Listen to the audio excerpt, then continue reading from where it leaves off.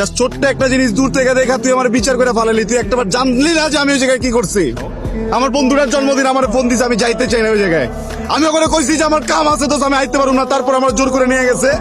আমি যাওয়ার আগে করে কইছি পর্যন্ত যে আমি কোনো কিছু খাইতে পারুম না, কারণ আমি মায়ের ছুঁয়া কসম খাইছি। আর তুই দূর থেকে দেখে আমার বিচার করে ফেলালি না?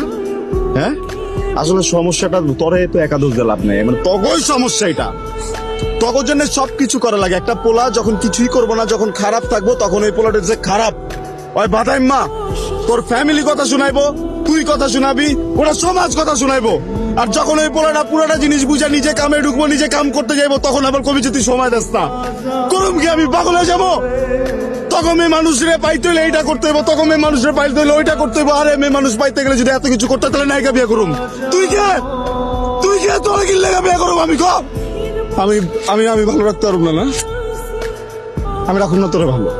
যা, তোরা কি ভালো রাখবো? তুই জায়গা যা, তুই যা।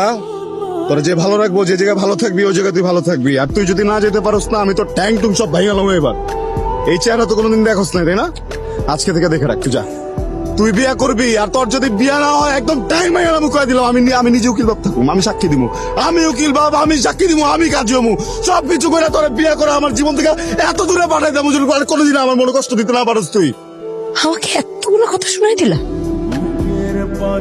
একটা কথা মনে রাখো, এই যে আমি এখন তোমার থেকে চলে যাবো না, আমি আর জীবনও ঘুরতো যারা থাকবো জীবনে। যা, তুই কি ভাবছিস আমি চেষ্টা তোর পা ধরে ধরে নিয়ে আসবো?